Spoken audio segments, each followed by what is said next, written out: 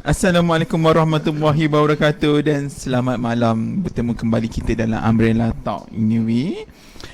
Sebelum tu seperti biasa kita nak check dulu teknikal kita.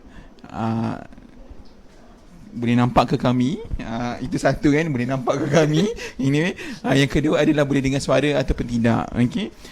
So siapa-siapa yang dah join, pertama kalau dengar mungkin boleh komen dengar dekat bawah.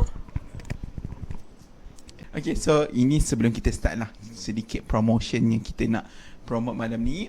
Apa tu, pada 10 Disember nanti Payung Redup akan membuat ataupun menganjurkan satu webinar yang bertajuk Sebelum Lafaz Diikat, yang merupakan premarital counselling punya webinar, di mana kita ingin mendedahkan ataupun kita ingin berkongsi tentang preparation kepada mereka yang ingin ataupun akan masuk ke alam perkahwinan, ataupun yang baru masuk kepada alam perkahwinan, ataupun sesiapa yang ingin belajar tentang perkahwinan. Okay,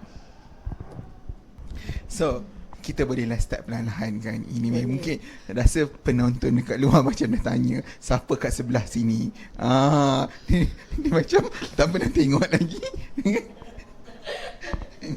Okay, so saya ingin perkenalkanlah teman berbincang kita malam ini.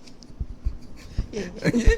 So teman berbincang kita malam ini adalah merupakan kaunselor, merupakan seorang kaunselor yang sangat disegani, okay, yang menakluki negeri Johor, okay, yang diberi nama, mungkin boleh perkenalkan diri. Okay, terima kasih. Kita punya pengacara hari ini, Segak Bergaya. Saya tidaklah menakluki negeri Johor ya. Cuma Singapura tu mungkin. Mungkin. Okey. Okey. So nama saya Fasihah Arifin. So saya kaunselor. Itulah. Astaghfirullahalazim ya. Kadang-kadang banyak gangguan kan. Tak apa, mungkin gangguan memberi keceriaan. Ya, betul. Banyak gangguan ni. Risau. Sebab banyak kita risau gangguan-gangguan anak luar ni. Risau kan. Kita ingatkan banyak mengganggu rumah tangga saja. Jangan. Live pun sama. Live diganggu juga. Live pun akan terganggu sekarang ni. Terganggu. Banyak sangat. Risau. Betul. Okay. So, macam mana kan dah terganggu? Tak apa. Apa-apa kita kena jalan. Okay. Kita jalan terus. Okay. So apa ni, bersama kita dengan orang-orang hebat ni. Macam minggu lepas, 2 minggu lepas, dan setiap hari Jumaat kita dah buat live, dan banyak kita bercakap pasal persediaan juga sebelum masuk ke alam perkahwinan lah. Contoh minggu lepas kita bercakap tentang toleransi. Tak tahulah dah bertoleransi ataupun belum. So kita masih belum tahu lagi. Tapi hari ni kita dah kena berubah. Hari ni kita dah kena berubah. Itu yang kita risau. Okay. So tajuk kita hari ini yang kita akan bawakan adalah tajuk dia Change Start With Me. Okay, maksudnya perubahan itu start daripada kita. Okay. Kita, saya, ataupun aku. Okay. Jadi dalam bila kita bercakap tentang bila nak masuk alam perkahwinan and so on, bila kita dah mula reflect and so on, kita rasa kita perlu berubah. Persoalannya kadang-kadang orang timbulkan, betul aku perlu berubah, tapi macam tak fair aku yang kena berubah. Kenapa aku, bukan pasangan kita ini? So mungkin sebagai pembukaan malam ini, kita jemput untuk sihat, untuk terangkan ataupun berkongsi pandangan tentang kenapa aku, bukan dia. Macam tu. Okay. So bila kita cakap tentang perkahwinan ni, sebenarnya banyak isu kan. Banyak, macam sebelum ni toleransi, sekarang pula nak berubah. Banyak benda yang kita nak kena cater, nak kena tengok satu persatu. Bukan pasangan saja, tetapi diri kita sendiri kita kena tengok because kita nak, dulu kita hidup seorang, sekarang nak hidup berdua, nak ada ramai-ramai. Dulu keluarganya ada 6 orang, tiba muncul adik-beradik dia 10. Macam mana? 16. So boleh tak kita ni kan. Jadi macam mana sekalipun kita dah cerita pasal nak perubahan ni, sebenarnya perubahan ni bukan start nak kahwin je berubah. Dari kerja kita nak kena berubah, hidup kita pun ada perubahan. Masuk daripada belajar nak ke alam pekerjaan pun kena berubah. Semua benda kita mengalami perubahan itu bermula daripada kita, bukanlah pada orang lain. Sebab kalau katakan kita nak tunggu orang lain punya perubahan, sampai bila dek? Tak boleh dek. Macam tu kan cerita dia. Jadi macam kita dalam contohnya isu yang sekarang kita nak sebab kita lebih kepada menjurus tentang perkahwinan ya. Betul. Nak memasuk ke alam perkahwinan, perubahan itu kenapa mula daripada aku? Sebabnya kita ni tak ada common sense yang sama. Tak akan ada. Kalau kita ni diri kita ni tak berubah, kita nak orang ikut kita, tak boleh akan capai satu persetujuan tu sampai bila-bila. Okey. Nak berubah ni contohlah, kita ada pasangan. Pasangan tu family dia makan jenis beridang. Family kita pula makan jenis yang ambil masing-masing sendiri. Adakah kita nak ikut berubah kita nak ubah semua orang ikut cara kita? Saya tanya awak. Sebab awak tanya saya. Contohlah kan. Adakah Nasrul nak ikut cara saya? Tiba tak pernah dibuat dalam live. Kita tanya moderator. Awak nak ikut saya punya perubahan tak? Awak boleh ikut. Jadi saya kena ikut family. Saya dah pening kan? Partner yang kena ikut saya ataupun saya kena partner yang kena ikut saya. Apa dia? Saya memang suka memeningkan orang. Apa tanya? Siapa kena ikut siapa sekarang? Nampak? Kat sini dah ada pergaduhan. Saya yang kena berubah. Tak, itu soalan dia. Itu dah ada pergaduhan. Nak siapa berubah dulu dah ada pergaduhan. Jadi sebelum kita timbulkan konflik-konflik ni di alam rumah tangga, sebelum itu kena berubah daripada diri kita lah. Kalau dah masuk ni awak dia tunding jari situ tunding jari ni, memang takkan. Sebab tu bila dalam berpasangan, perempuan akan dipersalahkan banyak oleh lelaki, netizen lelaki. Semua dia akan cakap setuju perempuan. Setuju ke tidak? Rasa macam tidak. Saya perempuan. Saya awak nak setuju mana? Jadi semua akan menyalahkan perempuan. Perempuan kena berubah. Saya tak bias, tak maaf ya netizen di luar sana. Tidaklah, kita menceritakan benda yang fakta. Kerana semua orang cakap perempuan lah kena berubah, perempuan kena berubah. Tapi sebenarnya berubah tu masing-masing. Bukanlah gender sahaja. Perempuan ini kena berubah, laki ini. Jangan, diri sendiri. Perubahan macam mana tu ikutlah kesesuaian. Contohnya kita dah nampak, kalau kita contoh ada bermasalah dengan pasangan dan sebagainya, pada mulanya kita tak akan boleh terima. Orang kita akan cakap kan, kita akan marahlah pandang cermin. Perempuan kan kalau gaduh pandang cermin. Kenapa pandang cermin? Sebab dia nak reflect kat diri dia. Akulah ni yang betul. Betul ke aku? Aku rasa aku betul je. Sebab tu pandang cermin. Laki jangan tanya kenapa kita merajuk pandang cermin. Sebab kita dah tahu kita salah tapi tak mengaku. Dia macam tu. Jadi lepas tu baru kita reflect, aku ni sebenarnya yang bermasalah. Tapi yes, itu konklusi dia. Dia panjang mukadimah. So konklusi dia perempuan yang salah. Tak, jangan. Bukan salah. Maksudnya saya salah faham. Awak ni bias ni. Maksudnya dekat sini masing-masing kena ada kesedaran. Perubahan tu perlu berlaku pada diri sendiri. Tidak menentukan siapa perempuan atau lelaki yang perlu tidaklah. Jangan salah buat viral pula saya punya kenyataan. So bukan salah perempuan, maksudnya masing-masing. So maksudnya permulaan tu adalah refleksi kepada diri. So lelaki belajar tengok cermin. Betul. Lelaki tak tengok cermin.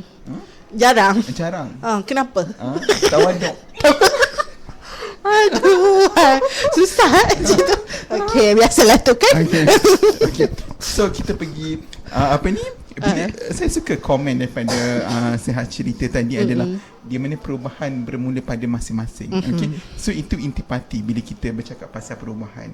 Sebab sebenarnya tak adil untuk kita nak tunding jari ke mana-mana pihak. Betul. Tapi bila kita dah mula bertanya kenapa aku, adakah kadang-kadang bila kita tanya soalan itu adalah kadang-kadang kita tak nampak salah kita sendiri. Okay? Betul, mungkin ada pasangan kita pun perlu berubah, tapi pada masa sama penting untuk kita reflect diri kita sendiri lah kan. Okay, kita pergi kepada seterusnya. Bila kita bercakap pasal perubahan, so kita reflect diri kita kan, dan kita tengok betul lah aku kena berubah. Okey, pihak sana makan berhidang, pihak sini makan bersuap. makan Tak. bersuap. Makan ambil sendirilah masing-masing. makan buffet. Tak tahu lah ada ke. Okey. Self-service. Self-service dan sebagainya. Persoalannya, kalau seseorang itu mula berubah disebabkan pasangan. Okey, contoh. Saya mungkin contohlah apa? Saya suka datang lambat. Contoh. Saya selalu awal. Ni contoh saja. Okey, contohnya selalu datang lambat, tapi disebabkan pasangan sangat on time and so on, so saya berubah demi pasangan. Adakah perubahan demi pasangan itu adalah perubahan yang sihat? Okay. Macam mana? Takut soalan kan. Dia kena kecam. Tapi sebenarnya kalau macam tadi perubahan tu terjadi disebabkan pasangan, adakah positif atau tidak kan seterusnya. Sebenarnya benda ni sama juga berbalik pada diri sendiri. Kalau pada permulaan pasangan itu berubah hanya kerana sebab kita ni manusia, kita nak diterima. Kita nak diterima oleh semua orang. Jadi kadang-kadang kita berubah sebab kita nak diterima. Kalau aku tak berubah, aku tak diterima. Tapi kalau benda tu menjadikan seseorang tu positif sehingga sampai bila-bila, alhamdulillah. Tapi kalau benda tu buatkan diri dia tak selesa, perubahan yang dia belum ready pun untuk berubah, cubalah kan. Tapi lama-lama kalau tak boleh, kita pun boleh buat apa? Jadi kalau katakan perubahan itu, contohlah macam tadi datang lambat, kita sebagai pasangan, kita tunjukkan, okey, kalau dia boleh buat, tak apalah ikut. Tapi kadang-kadang ada pasangan yang memaksa. Jadi nak tak nak kau kena ikut aku. Kau nak kahwin dengan aku tak? Dia macam tu. Nak kahwin dengan aku, kau ikut aku. Contohlah, kawat lah orang lain. Okey. Jadi kalau dia tak boleh berubah pun, kita pun boleh buat apa? Okey, kalau dia dah dia ikut cara kita, dia cuba adapt. Sebab dalam perkahwinan atau apa, pertama sekali untuk adapt dua apa orang kata, keadaan kita dalam perkahwinan ni, kita kena adapt dengan keadaan-keadaan yang baru kita nak alami. Sama juga kalau perubahan tu kita tak boleh adapt dan kita cuba sedaya upaya pun tak boleh, kita takkan nak paksa dia, heret dia, buat sekarang macam tu, tak boleh. So kalau benda tu diteruskan dengan ke arah positif, kita bersyukurlah perubahan tu walaupun diikut. Macam sama jugalah kita orang diet contohnya, tiba diet kan. Dalam agama, soal agama, katakanlah tak solat ke apa semua kan, kau paksa orang tu sampai bila, dia akan ikut tak? Walaupun mulanya bermula dengan paksaan, tapi lama kelamaan kalau benda itu ke arah positif, it's normal, okay, tak ada masalah, teruskan. Cuma pasangan ni janganlah memaksa. Sebab even dalam Islam pun, dia kalau dah sehabis daya kita, apa kita boleh buat? Doa sajalah yang kita boleh teruskan. So kalau perubahan tu ke arah positif, benda tu ikut pasangan tu sendiri ke arah kita buat, okey, tak apa. Tapi kalau benda tu memudaratkan, benda tu tak selesa dengan dia, contoh hisap rokok, kita suruh dia stop juga, kalau tak saya tak kahwin dengan awak, saya tak nak ni apa semua kan. Tapi memudaratkan diri dia, memanglah merokok tu dah memang memudarat lah, tapi kalau dia berhenti secara drastik pun memudaratkan juga. So kita bagi dia galakan lah slowly sampai dia rasa okey dengan selesa dengan diri dia. Apa-apa pun kena diri sendiri buat satu perubahan untuk diri sendiri, bukan untuk orang lain. Sebab satu bila saya cakap pasal perubahan tu boleh berdasarkan pasangan, tapi perubahan itu perlu positif. Okay. Tapi contoh kalau kita bercakap pasal rokok tadi, memanglah positif orang tu, tak apa, I kurangkan rokok sebab I nak kahwin dengan you. Let's say kau tak jadi, agak-agak macam mana? Takkan nak batalkan perkahwinan, kita dah order banyak catering, dek. That's why kalau perubahan ni mula tak ada kat situ nak buat macam mana. Tapi ni cerita andai. Andai ni gajah pun terbang ni. Siapa? Okey. Banyak main awak ni malam ni. Okey, apa tadi balik semula apa tadi? So, Andai seandainya perkahwinan tak jadi, agak-agak perubahan yang merokok tadi kembali merokok ataupun tidak? Dia itulah depends pada seseorang. Saya tak boleh nak mengatakan batalnya perkahwinan benda akan jadi balik. Mungkin bila contohlah tak jadi perkahwinan, dia reflect. Tu tadi reflect kan dia sendiri. Mungkin ada part aku yang salah. Sebab awal-awal bila katakan benda ni tak jadi, diteruskan apa semua, memang kita tak akan terima. Kita akan keep on blaming each other. Salah kau lah, kau tak ikut aku. Ni sampai bila-bila lah. Tapi after that, you akan bila dah you dah rational, you dah boleh realize sebenarnya aku. So kalau katakan memang yalah, setiap orang tu berlainan. Kalau dah ketegak sangat, kita nak buat macam mana? Macam tu lah acuannya. Kita dah tak boleh nak ubah.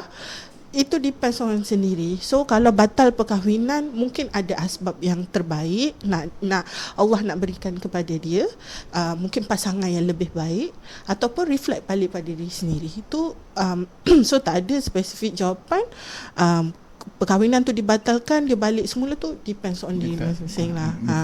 Saya pun setuju juga, adik, di mana bagi saya adalah bila kita bercakap perubahan tu, boleh kita berubahkan disebabkan pasangan, tapi kita kena pun sendiri ada motivasi dari dalam, kan? Maksudnya kita sendiri pun tahu sebab dia juga kenapa anyway. Sebab tu bila kita kata nak berubah tu, kita buat tu sangat penting untuk kita tahu intipati dia, dan untuk diri sendiri juga, kan, anyway. Okay, so sebab ada juga di mana bila kita kata perubahan, ada orang seolah-olah nampak berubah, tapi sebenarnya sebab dia inginkan sesuatu. So ada juga di mana kemungkinan bila dia dah mula nak berubah sebab nak berkahwin, sebab dia inginkan sesuatu, tapi lepas perkahwinan sebab dah dapat. So bila kita berubah disebabkan sesuatu, inginkan sesuatu, di mana dekat situ mungkin ada shaky untuk kita berubah balik kepada diri kita yang asal. Sebab tadi ada motivasi sebab nak dapatkan sesuatu, ni dah dapat, so dah settle, so mungkin ada kemungkinan untuk patah balik juga, kan, anyway. Sebab tu bila kita nak berubah ni, penting untuk kita dari dalam kita sendiri, kan, anyway. Balik pada soalan awak pertama lah, kenapa aku? So kita kena tanya kenapa aku yang berubah. Okay. So kita nak lagi mendalam? Boleh, silakan. Okay. So to conclude, bila kita nak berubah, kita kena berubah dari dalam, dan kita tengok kita diri sendirilah. Okay. Dalam proses berubah dan berubah ni, ada juga di mana banyak konflik yang berlaku. Kadang-kadang kita ingin melakukan perubahan, tapi disebabkan sesuatu yang contohlah dalam pasangan dan sebagainya, kan, kita rasa memori-memori lama tu yang tak dapat dilupakan, menyebabkan kita susah nak berubah. I cuba maafkan you, contoh dialog dia, kan, I cuba maafkan you, I nak berubah dan sebagainya, tapi apa yang you buat tu I tak boleh nak terima. Contoh macam tu. So dalam perubahan ni, adakah memang kita perlu memaafkan atau perlu melupakan, ataupun macam mana untuk kisah-kisah yang lalu ni? Dia senang cakap lah, take it or leave it lah. Kalau you tak nak, I boleh buat apa? Sebab kalau katakan nak cakap pasal past, kan, apa semua, kita selalu dengar berdamai dengan takdir. You nak dapat sesuatu tu, you kena maafkan seseorang tu. Sebab benda ni adalah, that's why perubahan ke apa-apa bermula dari sendiri. Kalau you katakan you tak boleh nak memaafkan, you paksa orang tu maafkan dia juga, terima kahwin dengan dia, tiba benda tak menjadi yang baik, you akan salahkan balik semula daripada awal, daripada ABC. You akan menyesal, you akan kecewa. That's why perkahwinan, bila kita nak melangkah ke alam perkahwinan, sebelum tu kita jangan kahwin because of sebab trend nak kahwin. Sebab semua orang kahwin, aku kena kahwin. Tanpa you lihat sekeliling, you tengok what is the consequence if you terima macam ni, apa sebab dia dan sebagainya. So you kena tengok sekeliling. Kalau katakan macam you cakap tadi, you kena maafkan I, tadi apa cakap, maafkan I sebab benda ni, tapi kalau katakan perkahwinan tu dah maafkan tapi still lagi ada ragu-ragu, back kita tengok balik, adakah kita ni ada benda unfinished business dalam diri kita yang masih tak diselesaikan. So before you nak ke orang kata fasa yang lebih dalam, yang lebih orang kata ni, you settlekan dulu. You dah maafkan dia, betul. How maaf you dengan dia ni dah settle macam mana? You dah boleh terima dia ke belum? Sebab tu dalam Islam pun kita nak mencari pasangan, kita kena cari pasangan yang sekufu. Sekufu bukan dari segi rupa, dek. Daripada mentality kan. Dia punya wavelength sama ke tidak. Tapi kalau minta maaf cakap lah, ada orang dia terima je lah, tak apa, aku boleh ubah dia.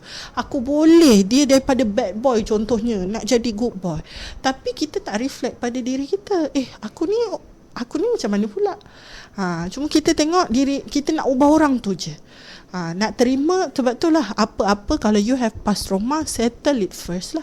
Settlekan dulu. You ada tak maafkan dia ke, dia dah berubah tapi you tak boleh maafkan, tengok dulu macam mana. So setiap orang dia ada apa-apa keputusan yang dia buat adalah tanggungjawab dia sendiri. Jangan buat keputusan just because of orang ni suruh, alah maafkanlah dia kan. Mak dah tengok dia dah berubah sangat. Contoh mak kita punya influence, orang kan dari family. Tapi hati you masih rasa tak ni, tu tanya diri sendirilah. Tanya pada hati. Yes. Okay. Tapi banyak ada macam ni. Bila kata macam tak apa, kita kena settlekan unresolved trauma, so that unresolved issues, dan kita memaafkan dan kita baru berubah. Tapi macam mana nak tahu indication kita dah maafkan kan belum? Macam mana nak tahu kita betul-betul dah nak let go, kita dah ready nak berubah, ataupun sebenarnya kita masih terbawa-bawa? Macam mana? What is, how to recognize benda tu? Deep soalan awak ni. Macam mana kita nak tahu? Walaupun tidak berbayar. Soalan susah. Maafkan saya. Macam mana kita nak tahu kita ni dah maafkan orang ke atau tidak, dan kita boleh terima orang tu dan sebagainya. Sebenarnya itulah, sebenarnya kita kena tengok pada dia. Tak adalah indikator macam kita boleh tengok, I dah betul maafkan you ni, hati I dah tak ada apa-apa, dah konflik dah tak ada. Tapi kalau katakan dah berkahwin, tiba-tiba trigger something, you akan ungkit balik kan. So benda ini tak adalah orang kata very subjektif. Tak adalah nak katakan dah clear apa semua. So dia depends sebenarnya. Saya tak tahulah, saya tak adalah pandai sangat. Tapi kadang-kadang dia depends pada diri you. Kalau you dah sebenarnya betul-betul orang kata dah keputusan, that's why keputusan yang you buat adalah tanggungjawab you. Kalau you are ready with it, you dah boleh terima dia, maafkan dia dan sebagainya, you sendiri tahu. You sebenarnya dah selesa dengan dia, you dah boleh move on, you dah boleh dah boleh teruskan dengan perkahwinan ni untuk ke arah lain, dan okey lah.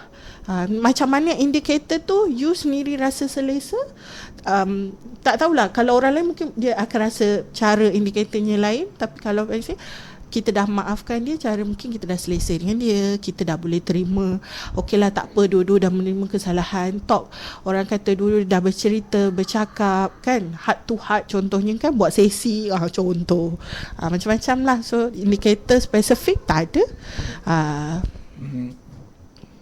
Saya rasa pun actually saya pun agree dengan that idea, di mana kalau kita bercakap pasal memaafkan dan sebagainya, dia berbentuk subjektif.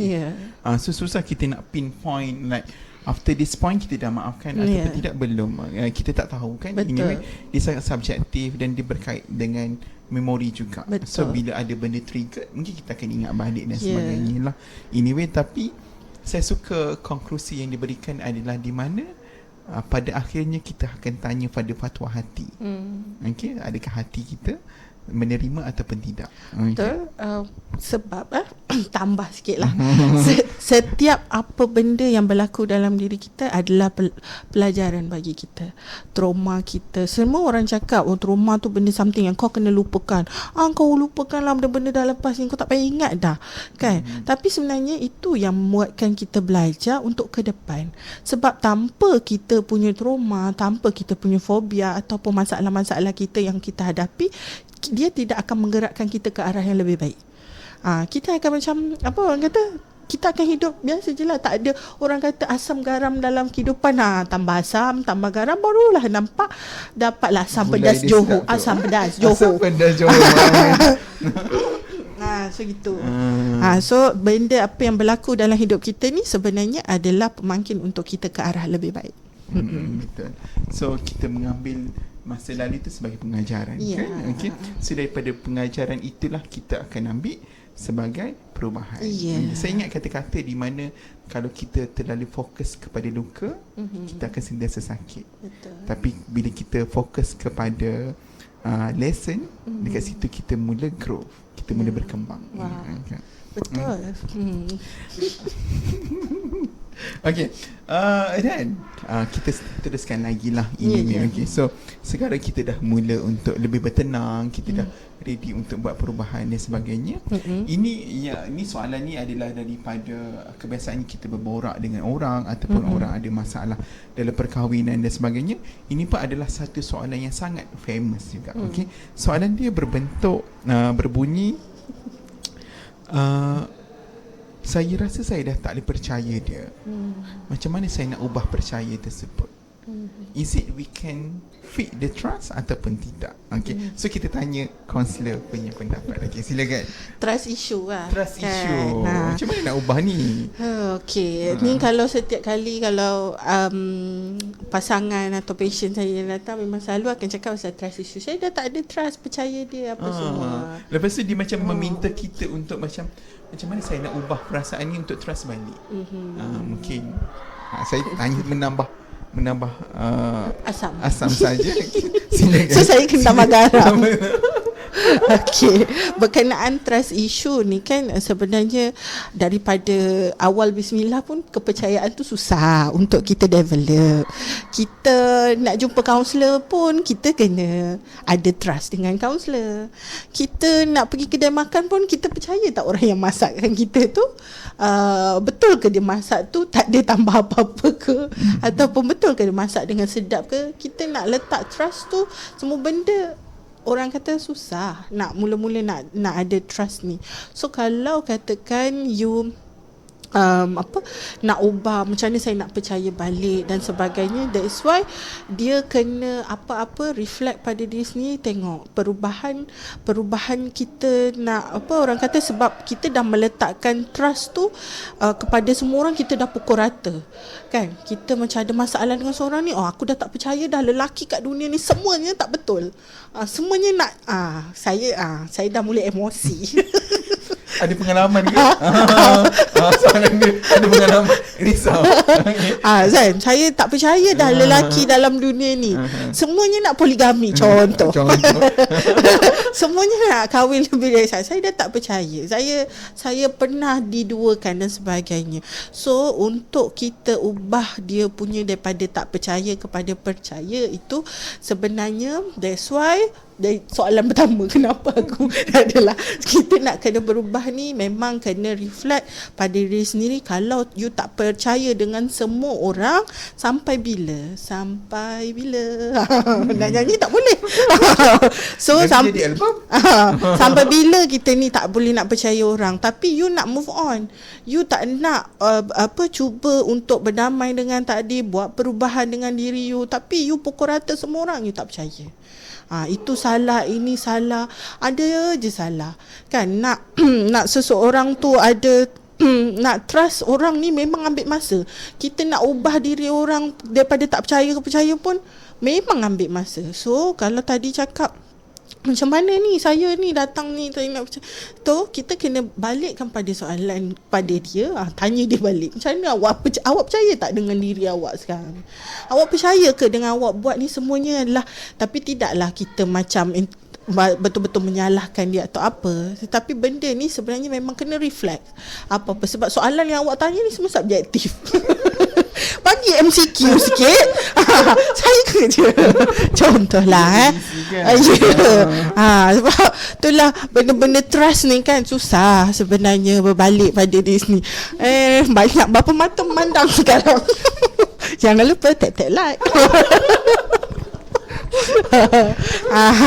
So kalau awak percaya dengan saya cakap malam ni, awak follow Payung Redup. Sekian. Tiba macam tak menjawab soalan. Tak apalah, buat-buat faham je lah. Pening dah. Ini macam mana kita nak olah? Tak tahu. Aduh. Tapi something yang mungkin saya nak tambah sikit. Boleh. Bila kita bercakap pasal kepercayaan, di mana tak adil untuk kita bercakap pada satu pihak sahaja. Ya, betul. Okay. Ni pun banyak juga bila dalam sesi ataupun dalam isu perkahwinan dan sebagainya. Bila pasangan tanya macam mana kita nak bina balik trust, macam mana kita nak bina balik kepercayaan, bila kepercayaan itu dirobohkan ataupun kepercayaan itu dimusnahkan, sangat penting bila nak membina percaya, dia kena ada kedua-duanya. Okay? Lagi-lagi orang yang telah pun hilang kepercayaan tersebut, orang yang menghilangkan kepercayaan itu yang kena cari balik.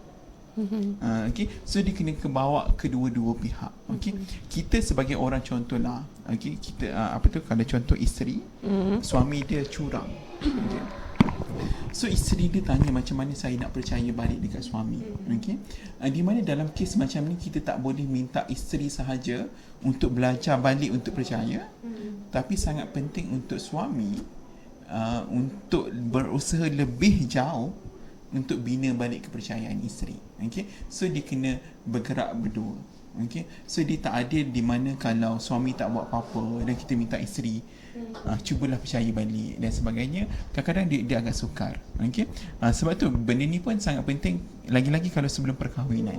Okay, so kalau sebelum perkahwinan pun you dah tidak dibina atas dasar percaya, itu akan berkemungkinan boleh memberi gangguan pada akan datang lah. Anyway, sebab tu sebelum dalam perkahwinan pentingnya ada kepercayaan, dan kepercayaan itu sepatutnya menjadi hala tuju perjuangan. Betul kan? Untuk kita sama-sama jaga kepercayaan tersebut kan? Setuju. Senang aku setuju. Betul. Nak tambah? Berdua lebih baik. Dia macam tak nak bagi jawapan mudah. Sini tambah. Berdua lebih baik. Kita dalam perkahwinan ni adalah complement each other. Kan, kalau seorang tak berapa betul, bukan tak berapa betul, apa ayat ni? Tak berapa, orang kata ada kurang sikit dekat situ, kita top up yang mana ni kan. Sebab benda ni macam mana pun, sebab tu dalam awal perkahwinan tu sebenarnya nak adapt dengan keadaan masing-masing. Isu keuangan, isu anak, benda ni semua nak kena adapt. Ada ke orang yang baru-baru kahwin semua pandai? Saya tanya awak dah kahwin? Soalan personal. Personal, minta maaf. Tak apa, 6 orang je tengok. Jadi banyak main dua-dua ni. Masuk rekod kita view beribu. Yakin ni. Okay. Ya, jadi benda ni sebenarnya masing-masing lah kan, kita nak adapt dengan keadaan pasangan dan sebagainya. Kalau ada, betul tadi macam awak cakap kan, kepercayaan tu dah tak ada, lepas tu awak teruskan juga, berbalik pada soalan yang awak tanya tadi. Macam mana nak teruskan kalau perubahan tu sebab kita ikut? Dua-dua dah tak nak cakap, dua-dua tak ada sehaluan, dan macam mana kita nak teruskan? Sebab tu betul kita kena berganding bahu menuju ke arah yang lebih baik gitu. Betul. Okay. So change start with us. Yes. Okay. So sepatutnya berdua. Ya, berdua. Tak jawab soalan saya. Dah kahwin ke? Okay. So kita simpan soalan tersebut. So kita bawa kepada soalan yang lebih penting sebenarnya. Okay. Dan naik 7.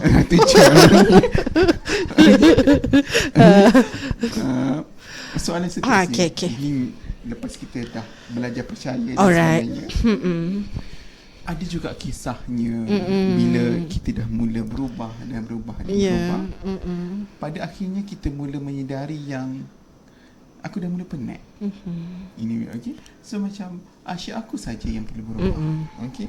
Macam kalau contoh saya suami, saya dah cuba sedaya upaya untuk berubah, tapi pada masa sama isteri tak buat apa-apa pun.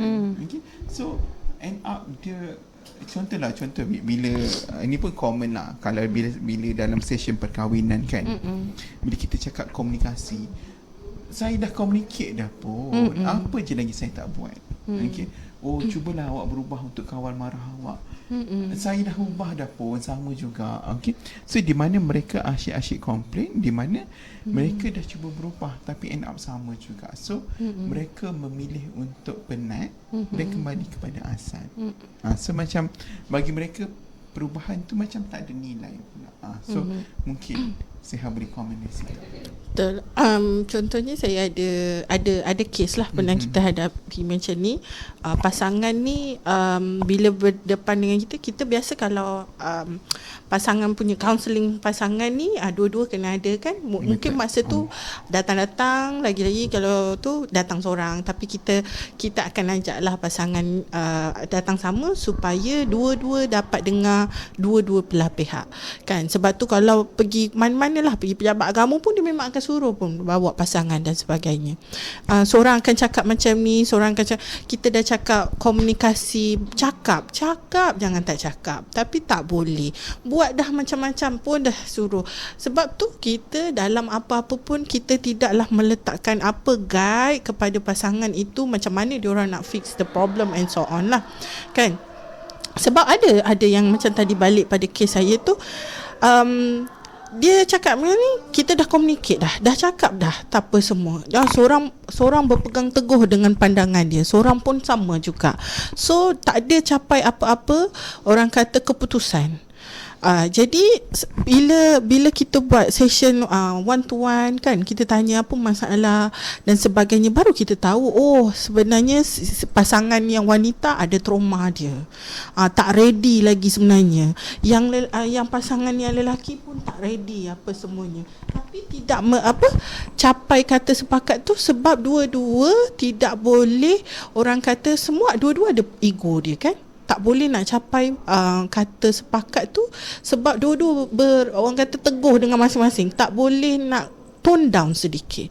Sebab tu bila dua-dua dah cakap macam ni, itu tak boleh. Kita ni sebagai contoh, saya sebagai kaunselor, kita tak adalah macam ni, okey awak buat A, awak buat B, confirm jadi, settle, baik ni confirm. Takkan. Tapi itulah perubahan bermula sebenarnya pada diri sendiri. Masing-masing kena tu. Kalau kau dah cakap ni communicate tak boleh, sebenarnya macam mana intonasi kita cakap dengan pasangan? Menengking ke, menjerit ke kan? Abang je lah yang salah. Contoh, jangan terasa. Awak je lah salah. Perempuan kan 480 perkataan dia cakap kat awak. Yang lelaki yeah. So macam nak communicate? Perempuan nak didengar saja. Tiba kita cakap pasal perempuan. Perempuan je. Saya nak didengar. Saya kan bila datang kan jumpa kita, saya nak didengar. Saya ni tak ada orang pun nak dengar. Saya bebel lah hari-hari.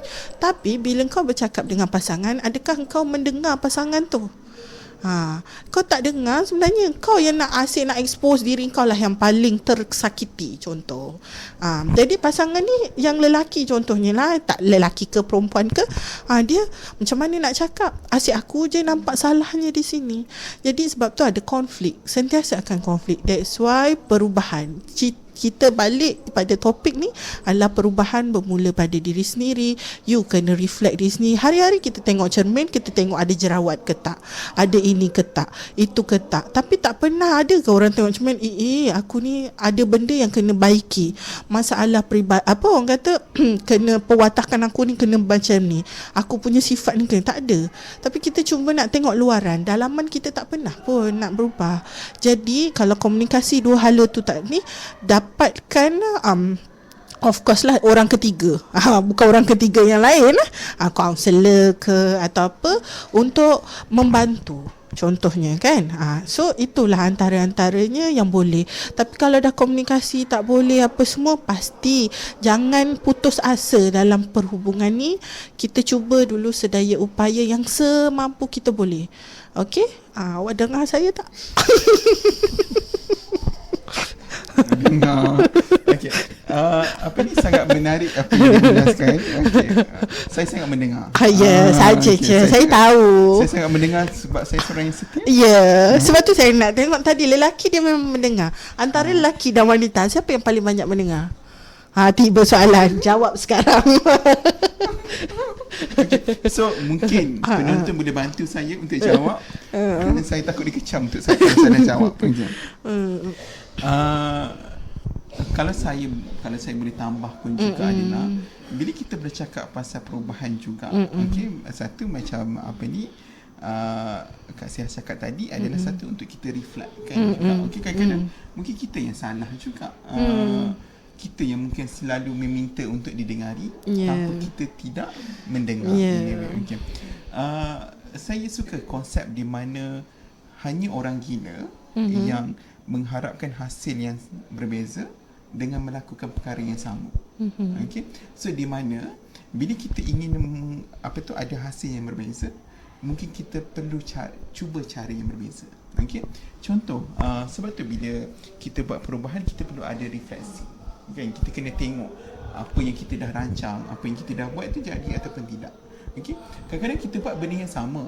Contohlah, suami balik je bebel. Suami balik je bebel. Tapi bebel bagi isteri itu adalah memberi nasihat. Tapi setiap hari saya buat benda yang sama, tapi saya dah penat sebab benda itu tak berubah. Okay. Di sini dia sangat penting untuk isteri itu sendiri kena reflect. Oh, mungkin cara itu yang salah, kan? Okay. Sebab tu bila kita tengok cara yang kita dah try tak jadi, sangat penting untuk kita reflect dan kita ubah strategi. Dan perkara ini diaplikasi bukan sekadar dalam perkahwinan, tapi saya yakin dalam aspek kehidupan lah. Betul. Ini, okay? Bila kita dah try sesuatu, kalau tak jadi, kita cuba strategi yang lain. So, tapi saya rasa konklusi yang kita bercakap hari ini adalah di mana penting untuk refleksi diri tersebut, kan? Anyway, kan, bila kita nak buat perubahan, cuba reflect. Okay, jadi untuk kita, jadi untuk pasangan ataupun tidak lah. Anyway, okay. Sebab kadang-kadang niat kita betul, niat kita masih sama, kita inginkan sesuatu yang positif, kita ingin sesuatu yang lebih baik, tapi mungkin cara kita yang tak kena ataupun apa yang perlu lagi kita ubah. Anyway, kan? Okay. So kita dah mula penat. Okay. Dan saya terdiam bila tengok Kak Siah pun diam. Jarang perempuan diam, kan? Diam tu tandanya apa? Merajuk lah tu. Saya ingatkan refleksi, bukan merajuk rupanya. So mungkin itu pengajaran untuk lelaki. Jangan senang untuk menginterpretasi.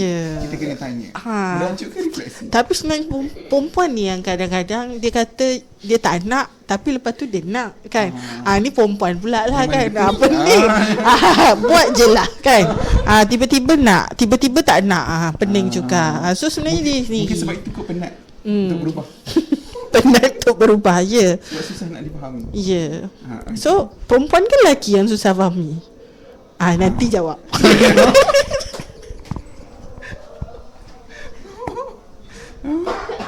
Okay. So, banyak persoalan yang kita tinggalkan. Yang homework dan speaker tak mampu nak jawab. Kita menantikan jawapan-jawapan daripada. Bukan, kalau kita jawab bias nanti. Bagi dia orang fikir. Nak netizen yang dikecam, bukan kita. Bukan. Biar dia orang bekerja sikit. Kita je bekerja sampai malam. Bayaran yang mahal. Aduh.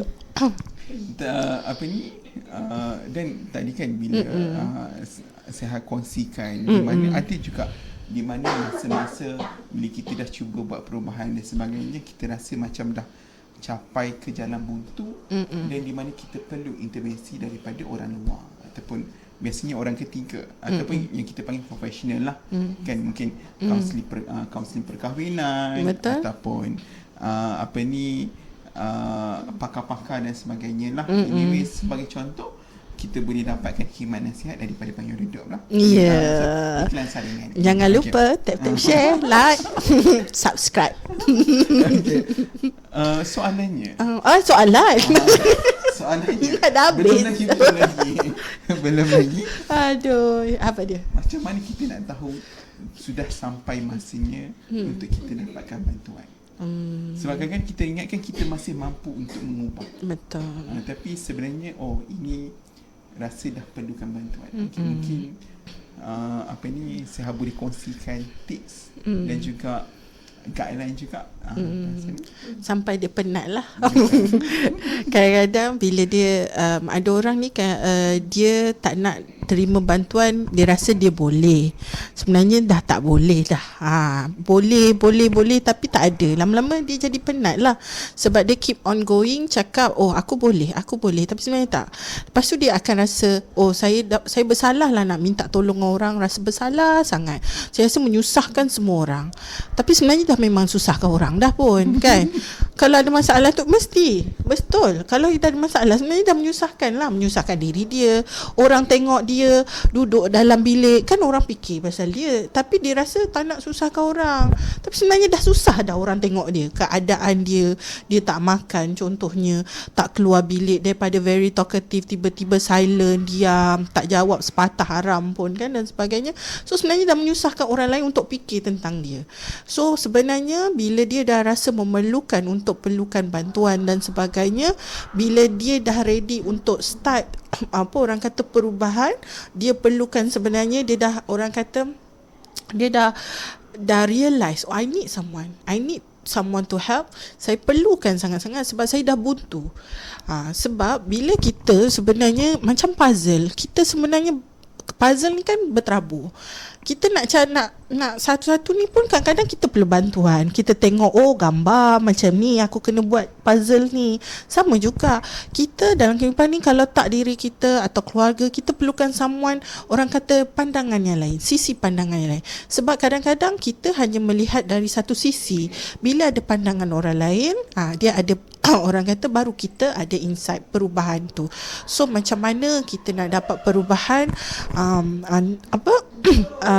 kat mana kita nak dapat perubahan dan sebagainya, tips-tips bila contohnya you rasa memang you dah ready. Sebab tu bila datang you tak ready, susah lah. You tak ready, you sebenarnya dipaksa orang untuk datang, tak boleh. So kat mana-mana sekarang ni pun isu-isu pasal mental health ke, perkahwinan ke apa, kat mana you boleh dapat dah. Any platform semua you senang dah dapat help kan. Cuma jangan self-diagnose dan sebagainya lah. Aku memang macam ni kan. Biasa datang dengan banyak, dia akan bombat dengan soalan lah kan, sebab dia dah baca kan apa semua. So bila you nak dapatkan help, make sure you are ready enough untuk do something yang terbaik untuk diri you. Okay, bila you ready, you boleh teruskan. You dah ada kepercayaan paling penting pada diri you untuk berubah, then you boleh go on. Banyak you boleh dapat lah pertolongan kan. Payung redup salah satunya you boleh dapatkan kan di website. Jangan lupa website. Banyak payung redup, asyik payung redup kan. Okay, di contohnya di saya tak boleh sebut lain, tak maaf tu kan. Banyak tempat, cari je, you Google you dapat lah. Payung redup PA tak payah je lah. Betul, saya pun sama juga, saya selari dengan apa yang dikongsikan. Saya rasa the key dia ataupun apa yang dikongsikan adalah satu, bila kita dah rasa kita ingin berubah, dan dia lebih baik bila dah ada kesedaran kedua-duanya ingin berubah, kita boleh terus pergi dapatkan bantuan. Betul. Benda ni pun boleh jadi salah faham juga, di mana kadang-kadang kita ingatkan untuk menjumpa profesional ni adalah di mana bila dah teruk. Kan, maksudnya kalau dah teruk sangat, dah hampir bercerai-berai and so on, baru nak datang. Sebenarnya tidak. Bila kita dah ada kesedaran, sebenarnya dekat situ kita dah boleh untuk dapatkan bantuan. Betul. Okay? Sebab waktu fasa itu yang di mana lebih senang untuk kita lebih mendalam. Dan sebelum kita menanti benda itu pinggan retak, kita jangan menantikan dia berkecai. Betul kan? Betul. So kita jangan terlalu menunggu benda itu menjadi lebih teruk, tapi bila kita dah ada kesedaran, kita terus untuk dapatkan bantuan. Dan untuk mendapatkan bantuan profesional dan sebagainya, ini bukan tanda satu kelemahan. Betul. Ini pun salah satu stigma juga. Kalau kita punya perkahwinan, kita pergi jumpa kaunselor, nanti kita problematik ke? Sometimes tidak kan? Betul. So dia tidak semestinya itu lambang kelemahan kekurangan dan sebagainya, tidak. Okay, bila kita dah ada kesedaran, kita dah boleh pergi. Kan? Okay, so the key is kesedaran. Nak tambah? Tak ada. Takut. Sebenarnya kita ni takut nak berubah. Takut dikecam, pergi jumpa kaunselor, gila lah tu. Contoh. Pergi jumpa kaunselor, pergi pejabat agama, nak cerai lah tu. Kan netizen ni senang cepat buat kerja. Kan padahal tak ada. Sebenarnya kita nak normalize kan benda seek for help ni. Sebenarnya pada kita, lagi-lagi di Malaysia, macam dah sampai ke mana. Di Malaysia ni kadang-kadang susah nak normalize kan, pergi ke kaunselor, pergi ke klinikal psikologi ke sebagainya, susah sebab dia rasa macam confirm you dah mental, you dah gila, problematic you ni dan sebagainya. Kita nak normalizekan benda ni. You seek for help is not because you are memang you dah teruk ke atau apa. No, this is something you do untuk bantu diri you, bukan orang lain, sebab you really need help.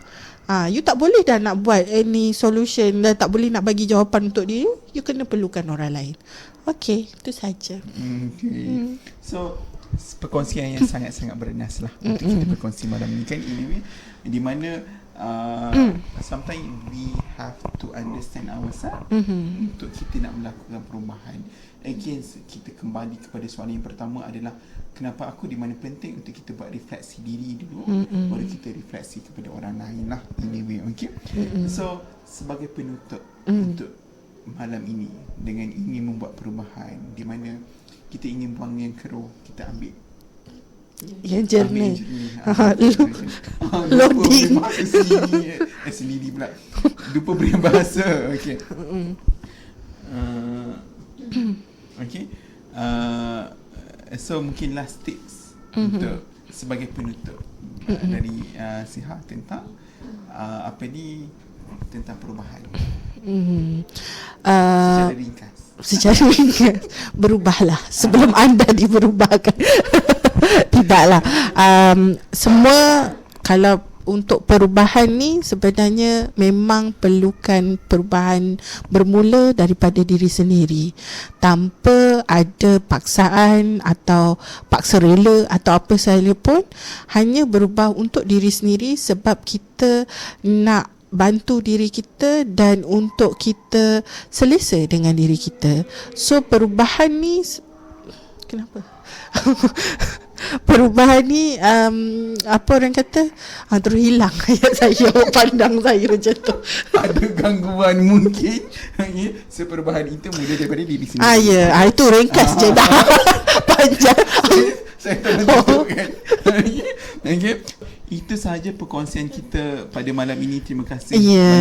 Sama-sama kasih. Siha yang kita terbang kan. Terbang. Terbang ke jauh untuk kita berkongsi malam ini lah. So semoga kita bertemu kembali di masa akan datang. Jumpa lagi. Assalamualaikum.